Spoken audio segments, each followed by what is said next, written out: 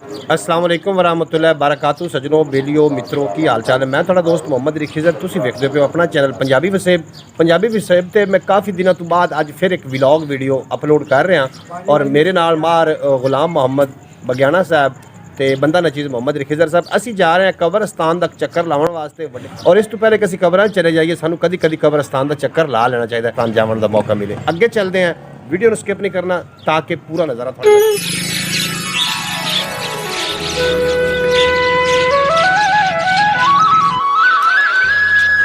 Video कर दी।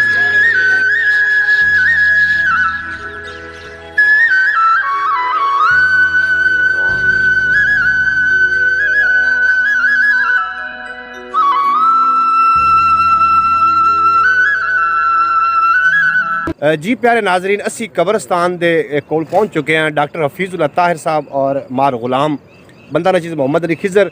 दोस्तों ये जी वीडियो बन रही है व्लॉग वीडियो इस वास्ते नहीं है कि थानू असी ये दसना चाह रहे हैं कि असी कब्रस्तान आए हैं, इस वास्ते बनाना चाह रहे हैं कि कदी कदी अज जुमरातुल मुबारक की अज जनाब दिन है, जुमरात अज दिन है। कभी भी जुमरात आवे या अगे पिछे भी कब्रस्तान के चक्कर ला लिया करो। जो कब्रां दे विच सुते पे ने ये साढ़े रंगे इंसान सी, खुश लिबास खुश खुराक और इन्हां दा भी शायद माइंड इस तरीके होना है जिस तरीके साडा माइंड है कि असी दुनिया तू असी नहीं जाना, दुनिया साढ़े वास्ते जिहड़ी है ये हरफ आखिर होगी कि असी दुनिया छड्डनी ही नहीं। जनाब दुनिया छड्डनी है।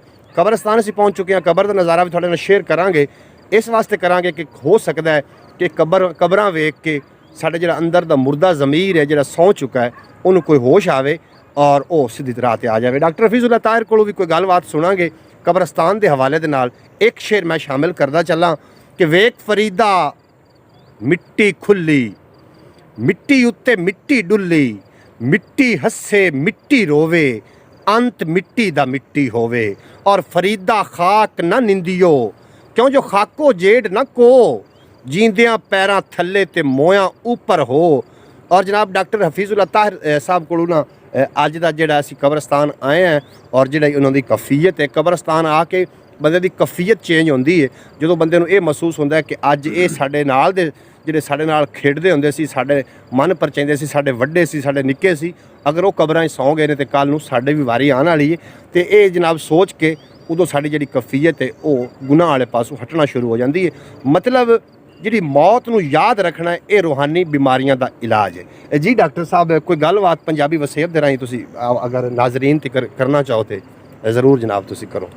जी बड़ी गल है, कब्रस्तान आना चाहिए क्योंकि मुकामे आखरत है जिंदू तो बंदे नूं सबक हासिल होंदा है। माशा इन वास्ते एक शेर भी है कि फिर शायर ने बड़ा जबरदस्त लिखा है कि मैं वंज के शहरे खामोशा विच एक घर दा बूआ खड़काया, फाय चिर ताईं इंतजार की तुम अगो वलदा कोई ना आया। वाह वाह इट दे के अपने हां नूं वाह वाह मैं दिल नूं इंज समझाया, जेड़े पक्के टुर परवेज वंजण ना कदे नहीं उदर खुलवा। वाह वाह वाह वाह डॉक्टर साहब क्या कहने यार, क्या रूहानियत दे विच मजीद जिहड़े ने इजाफे होने। मार गुलाम साहब जिहड़े ने ये भी जनाब साडे हम सफ़र ने और कम वालेकुम सलाम जी। एक कब्रस्तान का थोड़े नाल नज़ारा शेयर करते हैं, अगे चलते हैं। वीडियो स्किप नहीं करना, एंड तक वेखना ताकि पूरा नज़ारा शेयर किया जा सके। डॉक्टर साहब ने एक अपना चैनल बनाया है उडीक चैनल, और उडीक चैनल उत्ते जिहड़ी है मुल्क पाकिस्तान की जिहड़ी सकाफत है, जिहड़ी साडी पंजाबी सकाफत है उन्होंने प्रमोट करने की कोशिश कर रहे हैं। और डॉक्टर साहब ने तावन करो, इन्होंने चैनल को सबसक्राइब करो, विजिट करो ताकि ये ज़्यादा तो ज़्यादा मेहनत नाल काम करन। डॉक्टर हफीजुल्लाह ताहिर साहब बज़ाहिर तो ये जिस्मानी डॉक्टर ने, लेकिन जो इन्होंने गुफ्तगू सुनी जाती तो महसूस होंगे ने कि रूहानी डॉक्टर भी ने। तो जनाब बड़ी मेहरबानी है कि मेरे दोस्त ने मैंने फखर इस गल से।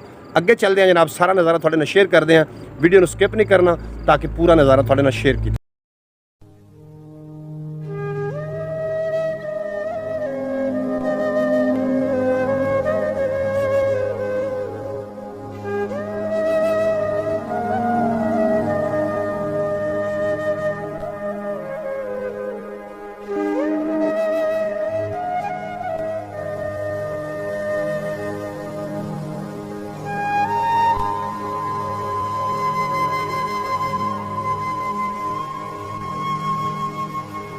कब्रस्तान शेयर करने का वैसे हर बंदा सोच रहा होगा कि कोई मकसद नहीं बनता।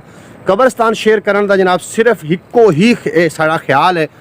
अब पता नहीं अच्छा है कि नहीं अच्छा है, कॉमेंट बॉक्स में दस देना भी साड़ा ख्याल अच्छा है कि नहीं। कब्रस्तान शेयर करने का इको ख्याल ये है ਕਿ ਤਾਂ ਕਿ ਜਿਹੜੀ ਆਖਦੇ ਨੇ ਨਾ ਸਿਆਣੇ ਲੋਕ ਆਖਦੇ ਨੇ ਵੀ ਕਬਰਾਂ ਦੇ ਤਰਫ ਜਾਣਾ ਚਾਹੀਦਾ ਹੈ। ਜਦੋਂ ਕੋਈ ਗਰੂਰੀਅਤ ਆ ਜਾਵੇ, ਮਗਰੂਰੀਅਤ ਆ ਜਾਵੇ ਤੇ ਜਨਾਬ ਕਬਰਸਤਾਨ ਦਾ ਚੱਕਰ ਲਾਓ ਤਾਂ ਕਿ ਤੁਹਾਨੂੰ ਪਤਾ ਲੱਗੇ ਕਿ ਇਨਸਾਨ ਹੈ ਤੂੰ ਕੀ ਔਰ ਬਣਿਆ ਕੀ ਫਿਰਦਾ ਹੈ। ਜਨਾਬ ਇਹ ਮਿੱਟੀ ਦੇ ਅੰਦਰ ਸੁੱਤੇ ਹੋ ਜਿਹੜੇ ਲੋਕ ਨੇ, ਇਹ ਕਬਰਾਂ ਦੀ ਢੇਰੀਆਂ ਸਾਨੂੰ ਚੀਕ ਚੀਕ ਕੇ ਜਨਾਬ ਇਹ ਦੇ ਰਹੀਆਂ ਨੇ ਸਾਨੂੰ ਮੈਸੇਜ ਕਿ ਇਨਸਾਨ ਅੱਜ ਤੇਰੇ ਕੋਲ ਟਾਈਮ ਹੈ, ਅੱਜ ਅੱਛੇ ਅਮਾਲ ਕਰ ਲਾ, ਕੱਲ ਨੂੰ ਤੇਰੀ ਕਬਰ ਸੋਹਣੀ ਹੋ ਜਾਵੇ। ਮੈਨੂੰ ਹਜ਼ਰਤ ਬਹਿਲੋਲ ਦਨਾ ਦਾ ਇੱਕ ਡਾਕਟਰ ਸਾਹਿਬ ਵਾਕਿਆ ਯਾਦ ਆ ਰਿਹਾ। ਡਾਕਟਰ ਸਾਹਿਬ ਇੱਕ ਦਿਨ ਕਬਰਸਤਾਨ ਦੇ ਅੰਦਰ ਹਜ਼ਰਤ ਬਹਿਲੋਲ ਦਨਾ ਇਹ ਕਬਰ ਦੇ ਨਾਲ ਲੰਮੇ ਪਏ ਨੇ। ਇੱਕ ਬੰਦਾ ਲੰਘਿਆ, ਉਹਨੇ ਆਖਿਆ ਬਹਿਲੋਲ ਇੱਥੇ ਕਿਵੇਂ ਪਏ ਆ? ਉਸ ਆਖਿਆ ਯਾਰ ਇੱਥੇ ਬੜੇ ਚੰਗੇ ਨੇ, ਇਹ ਵੀ ਖਾਮੋਸ਼ ਹੋ ਕੇ ਸੁੱਤੇ ਪਏ ਨੇ ਤੇ ਮੈਂ ਵੀ ਸੁੱਤਾ ਪਿਆ।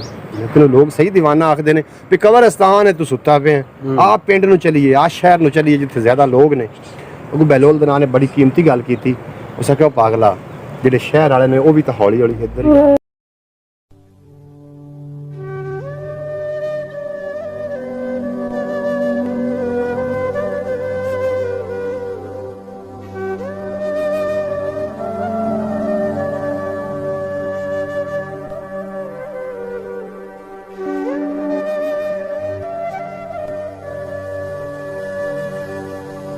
ਜੀ। ਡਾਕਟਰ ਸਾਹਿਬ ਕੋਈ ਪੰਜਾਬੀ ਵਸੇਬ ਦੇ ਜਿਹੜੇ ਵੀਵਰ ਨੇ, ਪੰਜਾਬੀ ਵਸੇਬ ਦੇ ਜਿਹੜੇ ਵੇਖਣ ਵਾਲੇ ਲੋਕ ਨੇ, ਉਹਨਾਂ ਨੂੰ ਕੋਈ ਮੈਸੇਜ ਦੇਣਾ ਚਾਹੋਗੇ ਕਬਰਸਤਾਨ ਦੇ ਹਵਾਲੇ ਨਾਲ? जी मैसेज तो ही जा रहा है, वरना दोस्तों की दोस्ती का क्या भरोसा है कमर, कब्र में रख कर चले जाते हैं तनहा छोड़। वाह वाह वाह वाह डॉक्टर साहब क्या कहने। डॉक्टर साहब ਦਾ ਜੀ ਮੁੱਦਾ ਇਹ ਆ, ਸਾਰੀ ਗੱਲ ਦਾ ਲੁੱਬੇ ਲੁਆਬ ਮੈਨੂੰ ਜਿਹੜਾ ਸਮਝ ਆਇਆ ਉਹ ਇਹ ਆ ਕਿ ਡਾਕਟਰ ਸਾਹਿਬ ਇਹ ਆਖ ਰਹੇ ਹਨ ਕਿ ਆਪਣੇ ਜਿਹੜੇ ਤੁਹਾਡੇ ਵੱਡੇ ਚਲੇ ਗਏ ਨੇ ਜਾਂ ਛੋਟੇ ਚਲੇ ਗਏ ਨੇ ਦੁਨੀਆ ਤੋਂ, ਉਹਨਾਂ ਦੀ ਕਬਰਾਂ ਉੱਤੇ ਤੁਸੀਂ ਜੁਮੇ ਰਾਤ ਨੂੰ ਜਾਂ ਅੱਗੇ ਪਿੱਛੇ ਜਾਇਆ ਕਰੋ, ਜਾ ਕੇ ਫਾਤਿਹਾ ਪੜਿਆ ਕਰੋ, ਤਾਂ ਕਿ ਕੱਲ ਨੂੰ ਤੁਹਾਡੀ ਔਲਾਦ, ਸਾਡੀ ਔਲਾਦ ਸਾਡੇ ਨਾਲ ਵਫਾ ਕਰੇ। ਔਰ ਦੁਨੀਆ ਜਿਹੜੀ ਹੈ ਇਹ ਬੰਦੇ ਵਾਸਤੇ ਇੱਕ ਅਮਾਲ ਦੀ ਜਗ੍ਹਾ ਹੈ। ਕੱਲ ਨੂੰ ਸਾਡੀ ਔਲਾਦ ਸਾਡੇ ਨਾਲ ਵਫਾ ਕਰੇ ਔਰ ਸਾਡੀਆਂ ਕਬਰਾਂ ਦੇ ਵਿੱਚ ਚੱਕਰ ਲਾਵਣ, ਸਾਡੇ ਵਾਸਤੇ ਵੀ ਫਾਤਿਹਾ ਖਾਨੀ ਕਰਨ। ਜੈਸਾ ਕਰੋਗੇ ਵੈਸਾ ਭਰੋਗੇ। ਇਹ ਗੱਲ ਇੰਜ ਬਣਦੀ ਜਨਾਬ। ਕਬਰਸਤਾਨ ਹੈ, ਤੁਸੀਂ ਵੇਖਦੇ ਪਿਓ ਸ਼ਹਿਰ ਖਾਮੋਸ਼ਾਂ, ਔਰ ਮੈਂ ਤੁਹਾਨੂੰ ਵਿਖਾਵਾਂ ਇੱਥੇ ਮਿੱਟੀ ਦੀਆਂ ਜਿਹੜੀ ਢੇਰੀਆਂ ਨੇ, ਇਹ ਚੀਖ ਪੁਕਾਰ ਕਰ ਰਹੇ ਹਨ। ਇਨਸਾਨ ਤੇਰੇ ਕੋਲ ਉਤਨੀ ਦੇਰ ਵਕਤ ਹੈ, ਉਤਨੀ ਦੇਰ ਤੇਰੇ ਕੋਲ ਟਾਈਮ ਹੈ ਜਿੱਥੋਂ ਤੱਕ ਤੂੰ ਮੇਰੇ ਅੰਦਰ ਨਹੀਂ ਆਉਂਦਾ। ਜਦੋਂ ਤੂੰ ਮੇਰੇ ਅੰਦਰ ਆ ਗਿਆ ਫਿਰ ਤੇਰਾ ਟਾਈਮ ਖਤਮ ਹੋ ਜਾਣਾ ਤੇ ਕਬਰ ਆਖਦੀ ਪਈ ਫਿਰ ਮੇਰਾ ਵਕਤ ਸ਼ੁਰੂ ਹੋ ਜਾਣਾ। ਤੇ ਮੇਰੇ ਅੰਦਰ ਲਾਈਟ ਕੋਈ ਨਹੀਂ, ਬੱਤੀ ਕੋਈ ਨਹੀਂ, ਦੀਵਾ ਕੋਈ ਨਹੀਂ। ਆਪਣੀਆਂ ਲਾਈਟਾਂ ਤੇ ਆਪਣੀਆਂ ਬੱਤੀਆਂ ਉੱਥੋਂ ਲੈ ਕੇ ਆਣਾ ਤਾਂ ਕਿ ਤੁਹਾਨੂੰ ਕਬਰ ਦਾ ਹਨੇਰਾ ਜਿਹੜਾ ਉਹ ਡਰਾਵੇ ਨਾ। ਤੇ ਜਨਾਬ ਜਿਹੜੀਆਂ ਲਾਈਟਾਂ ਨੇ ਕਬਰ ਦੀਆਂ, ਉਹ ਕੋਈ ਇਹ ਨਹੀਂ ਹੈ ਕਿ ਅਸੀਂ ਵਿੱਚ ਬਲਬ ਲਵਾ ਲਈਏ 100 ਪਾਵਰ ਦੇ। ਜਨਾਬ ਉਹ ਸਾਡੇ ਅਮਾਲ ਹੀ ਨੇ। ਅਗਰ ਅਮਾਲ ਚੰਗੇ ਹੋਣਗੇ ਤਾਂ ਸਾਡੀ ਕਬਰ ਸੋਹਣੀ ਹੋ ਜਾਏ। ਜਿਹੜੀ ਔਲਾਦ ਦੇ ਬੰਦੇ ਦੇ ਅਮਾਲ ਨੇ, ਔਰ ਅਗਰ ਅਮਾਲ ਅੱਛੇ ਹੋਣਗੇ ਤੇ ਔਲਾਦ ਯਕੀਨਨ ਵਫਾਦਾਰ ਹੋਏਗੀ। इजाजत दिओ, मिलते हैं किसी नवे विलॉग। थोड़ा तो मेरा अल्लाह बेली पाकिस्तान जिंदाबाद। जी दोस्तों, सानू उम्मीद है कि तुहानू साडा अज दा विलॉग बहुत अच्छा लगेगा। मेरा भी उडीक चैनल नू तुसीं सबसक्राइब करो तो लाइक करो, बहुत मेहरबानी।